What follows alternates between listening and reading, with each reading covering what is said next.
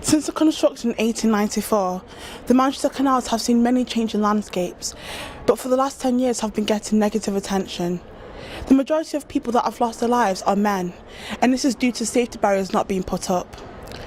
So the question must be asked, are barriers necessary to protect people from the canals of Manchester? There has been 61 deaths in the Greater Manchester area in the past 6 years. 22 deaths alone since 2009 in the city centre. And truth be told, it is down to two simple things: human error and those who are wanting to take their own lives.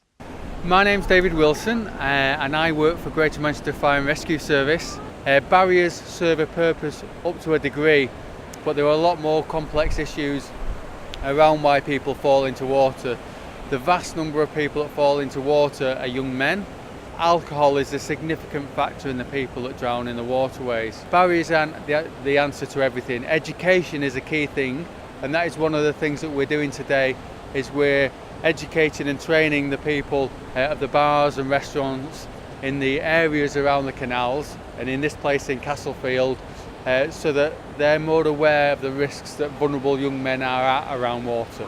People have always tragically drowned in the rivers, lakes, canals of the UK, and it's not a phenomenon that's unique to Manchester, because every single death is one too many, and it's one that we want to reduce and stop. If canals are used a lot, then you don't get such a problem with people falling in and drowning. But I think that we've gone back to that now. Because there's been a few deaths on this canal, people are just saying, well, let's fence it off, it'll be safer. But in my view, that's counterproductive. If areas are fenced off, then people will in a way be less safe, because they're still going to get in, there's still going to be people attempting suicide, and if it's difficult to get into the canal to rescue people, then there's going to be more deaths in my view. If you've drunk a lot or taken a lot of drugs, then the towpath's probably not a good place to walk. It's about being careful and sensible. That's it really.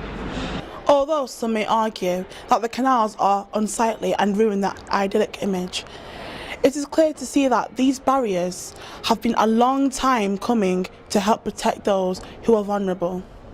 However, sadly, it is still unknown whether or not the erection of these barriers will be happening anytime soon, or if many more individuals must lose their lives before the people of Manchester have protection.